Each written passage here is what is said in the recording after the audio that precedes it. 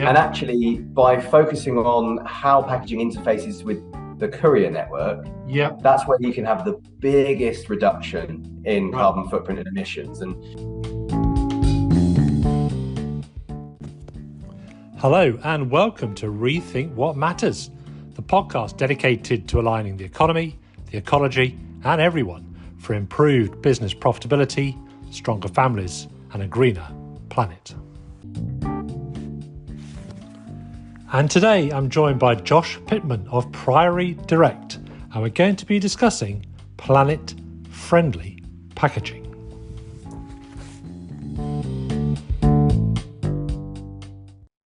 Hi there. Thanks very much for having me, Paul. Brilliant. Thanks again for joining us, Josh.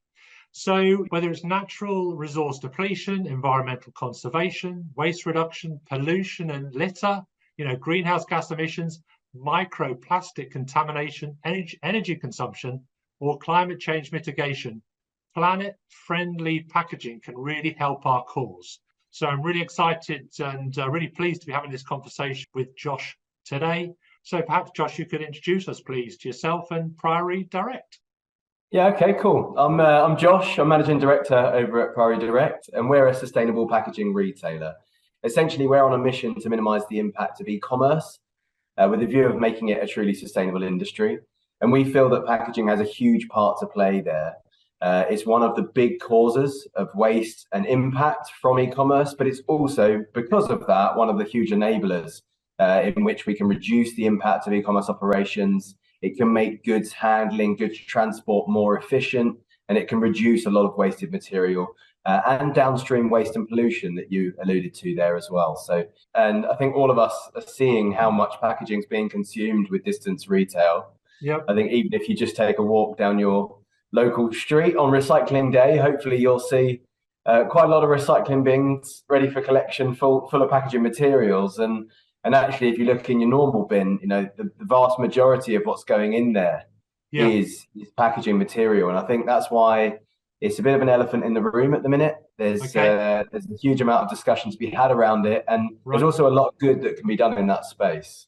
Brilliant. I mean, yeah, absolutely. And I think it's something which both businesses and end users can think about sort of equally, can't they? Businesses obviously coming to you as your customers, what packaging is the best packaging to use, and end users as well. I'm just curious, Priory Direct, is there any story behind the name? Well, actually, yeah, my dad started the business in 1989 in a small priory in Orpington, and that's where Priory Business Group was created. And essentially, I started the e-commerce operation for Priory, selling labels that match with eBay and Amazon. So an A4 sheet with an address built in, we still sell them, and they're a really convenient product for e-commerce sellers. So essentially, we supply 21,000 businesses in the UK with their packaging.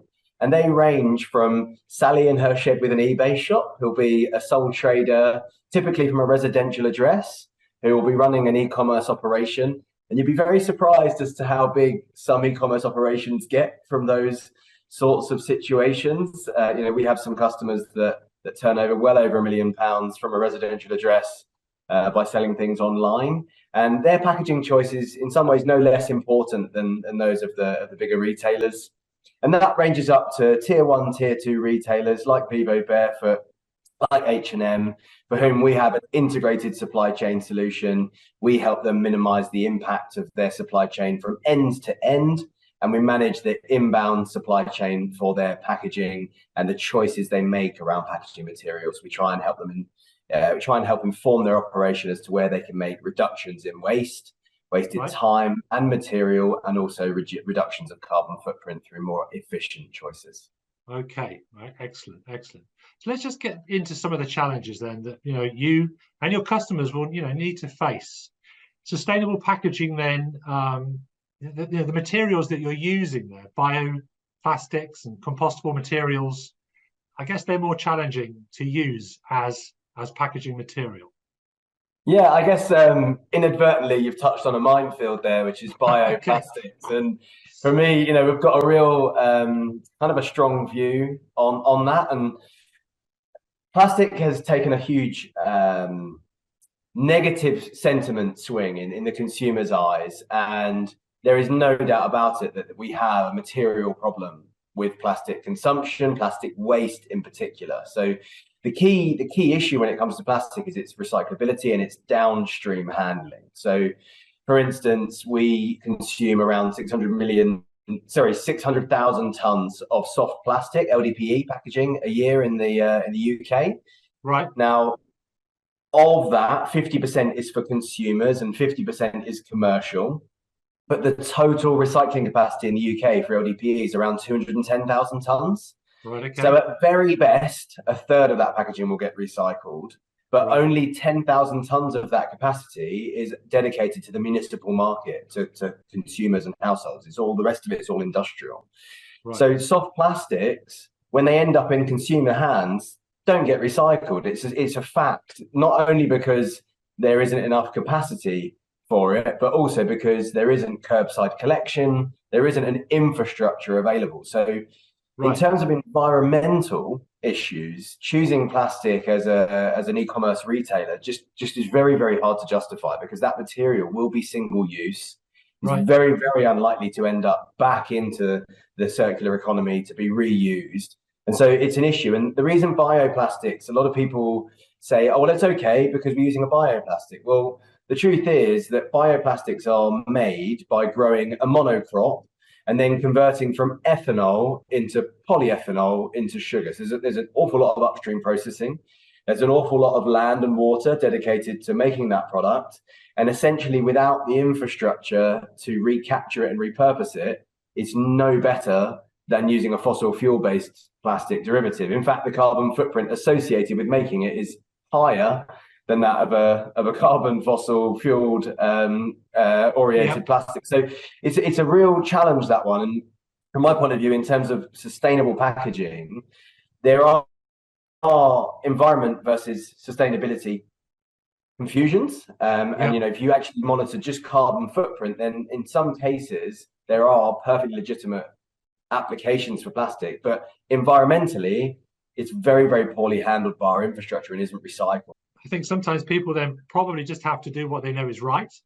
So maybe the green solution isn't as green as everybody thinks, and people perhaps just got to go with what they know is the best thing to do, and that might be, I don't know, on the face of it, the thing which is less eco-friendly. I'm not entirely well, we're big advocates actually for paper-based products. Paper-based packaging, more than 95% of paper and pulp-based packaging in the UK gets recycled. We have some of the highest recovery rates for paper-based packaging products in Europe. We've got great infrastructure there, so the choice is quite simple. There are easy solutions available, and then they know that they're going to be recycled, recovered and reused, and it's curbside available, so it's an easy choice. I suppose sometimes paper isn't an alternative to plastic. Well, I mean, the big challenge paper has is it's heavy and bulky, and so there are some big commercial applications where high volume consumption justifies plastic, and based upon a carbon footprint point of view. The big elephant in the room from an e-commerce perspective is that the material choice of packaging pales into insignificance into the footprint of which is in which it's applicated. So what I mean by that is, if you pack a very small item in a very large piece of packaging, it means you need more vans on the road, more journeys, there's more material to recycle, more collected weight, more shifted weight. And actually, by focusing on how packaging interfaces with the courier network, that's where you can have the biggest reduction in carbon footprint and emissions. And really things like final mile drop density, consolidation of shipping journeys, and right sizing packaging, they're hugely more impactful than choosing one paper versus another, or plastic over paper. The plastic debate is really an environmental one, and it's clear cut. If you want those materials to not do harm, choose ones that biodegrade naturally and or are readily recycled. Part of working with you, obviously you'd be discussing that with them. So the functionality then of these sustainable materials, is that also an issue? I mean, do they bend, and do they cut, and do they fold, and do they? You mentioned they're bulkier, so I suppose that's a consideration as well, isn't it? Yeah, from an e-commerce perspective, actually, there are great solutions, and there aren't many drawbacks to using paper mailing bags. We've got 2,000 stock products that your average customer and end user could easily make sustainable choices from, and they would fit and apply to the majority of business use cases. We've even done some weird and wacky ones, like we supply a tungsten carbide drill bit manufacturer with a trapezoid cardboard solution with paper strapping on it. Now that's carrying up to like 55, 75 kilos per dispatch. And, these things are drill bits. They're seriously tough bits of kit. Yes. And that was one that they were originally using hard plastic casing to send.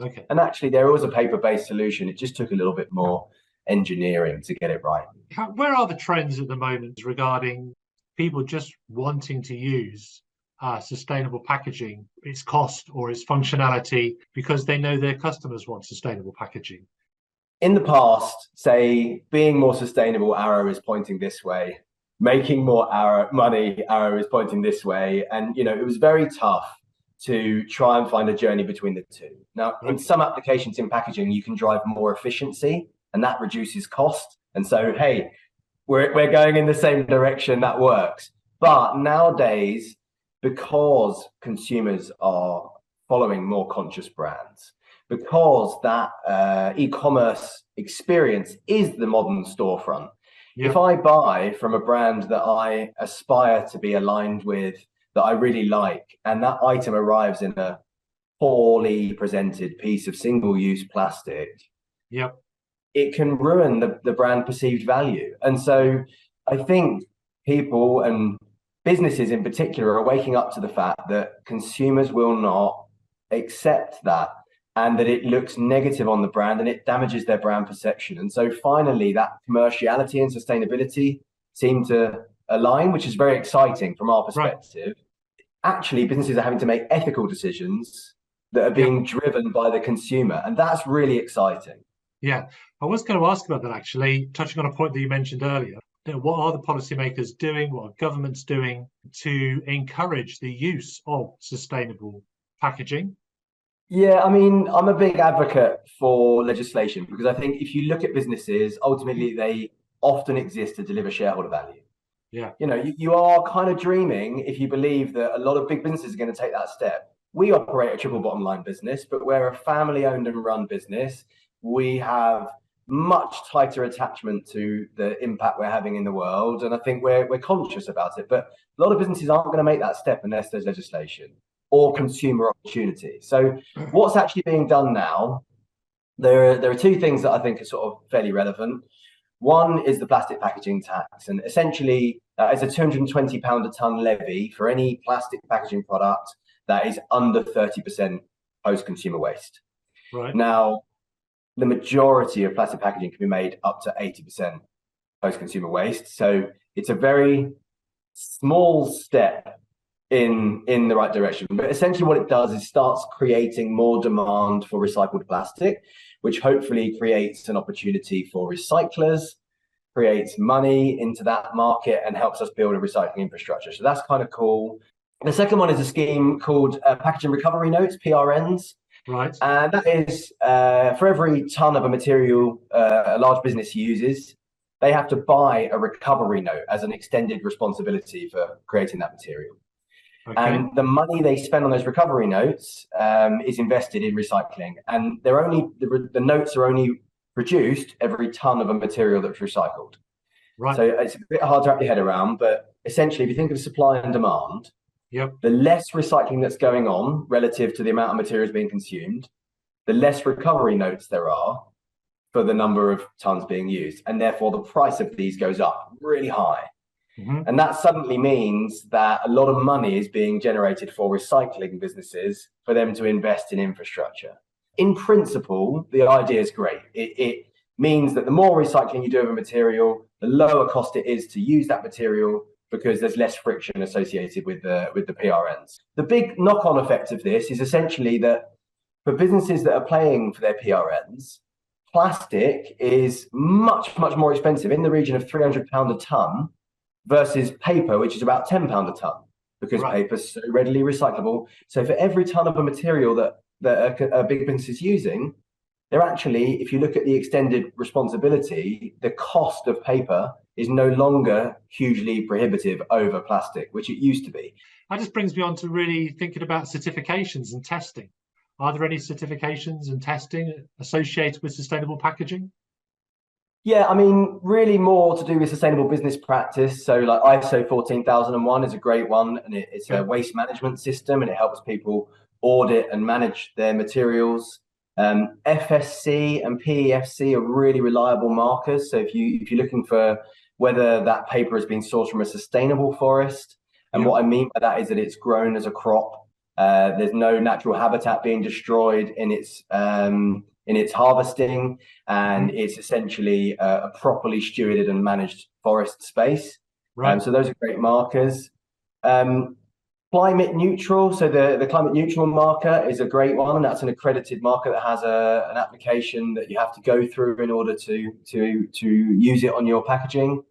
One thing that's of interest is that a lot of people think that having printing on packaging, etc., is less recyclable, but from a paper-based product, it makes no difference whatsoever, unless it has a laminate. So if it's got a very shiny surface or it's got a plastic laminate applied, those are the things to look out for. I did want to ask about that, actually. I've recently heard that, receipts, they've got an ink on there, which is quite toxic. Yeah, so I mean, that's one of our innovations as well that we're really proud of, is we've created BPA-free thermal labels as part of our Priority Elements range. And it's a big story. I'm glad you asked. So we will have seen BPA-free on drinks bottles. You guys probably have seen that. And the reason we're using BPA-free plastics in our drink bottles is because biphenol is a carcinogenic plastic that emulates estrogen. So it accumulates in the body, and it can disrupt our estrogen levels.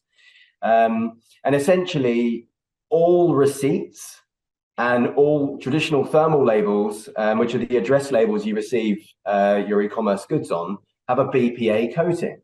And that's why you shouldn't really touch or interact with receipts, because that BPA can be absorbed through your skin. But the wider problem with e-commerce is that those thermal labels are being recycled with the box they're stuck on. So they get water pulped, and then the pulp is filtered out the water, and the water is flushed into our waterways containing microplastics and BPA. And essentially that accumulates in our environment. We then start imbibing BPA from the foods we eat, from the water we drink, and all of a sudden cancer rates are going up. We're all having problems with our estrogen levels. So we've created a label that's got a vitamin C coating, which naturally biodegrades. It oxidizes naturally in nature, and doesn't create single-use microplastics. Just thinking about, so end users then. Let's go with end users to start off with. Is there 2 or 3 things perhaps they should be looking for when they receive a package in the post from Amazon or from wherever it might be, to see if the packaging that they've received is planet friendly? Okay, so I mean, from my perspective, first pillar is right-sized. Okay, if you've got lots of padding and void fill in there, it's not the right item to be sending that in, and that's that is a fact. It involves wasted material, but more importantly, wasted space in the supply chain. So, is it right-sized? Does it wrap around, conform, or not have loads of padding? Is it recyclable? Is it made of a single material that you can easily recycle yourself? And is it clear for you how to recycle it? If it isn't, then that's not part of the circular economy. The next time that material is going to be needed, we're going to need to make some more of it. So is it recyclable? Okay, and then finally, is it single use? Is it single material? Forgive me. Is it single material? So we really try and avoid dual materials. So plastic combined with paper is not so good. So really, you want to have a mono-material item so that it is fully recyclable and easy to handle downstream. And one thing I would like to say, Paul, is about the triple bottom line nature of Priority Direct, if I can. Yeah, sure. Yeah, so I know that a lot of your subscribers are businesses, and there's a couple of things that I feel really, really strongly about, is about making sustainable choices as a business, but also using your platform as a business as a vehicle for good. And we've launched our charity rewards, our partnership with 1% for the Planet, and our partnership with Rainforest Trust. Right. All off the back of those ideas. The Rainforest Trust partnership has now protected over 6 million square meters of rainforest. Okay. The Priory Elements range are sold in partnership with 1% for the Planet. So 1% of all turnover, not profit, of those items goes to planet-saving charities. Right. And our charity rewards gives our customers the ability to give 1% back of everything they spend to one of our 4 charity partners. And in the last 12 months, that's raised over £44,000 for charity. What I would like to impart to your viewers, your subscribers, your customers, is that the loyalty that you can drive through customers that buy into that messaging and fully join you on your journey is worth the investment. And we're just very lucky that our customers and demographic are very aligned with that and go for it. The Rainforest Trust protection, that has replaced a free gift at the checkout. It costs the same to us as a business, but it's been immensely positive. And the 1% for the Planet partnership, they're one of the best organizations we've interfaced with. It makes that product more compelling. For all of the smaller businesses that can't afford to brand their own packaging, when they choose Priory Elements, it talks about it being planet friendly. It's got the 1% for the Planet marker on there. It shows their customers they've made a sustainable choice. Okay, all right. Well, that's been such a great insight into planet-friendly packaging, Josh, and how Priory Direct works. Pleasure, Paul. Thanks very much. Cheers, then. Thank you. Bye. Bye. Bye.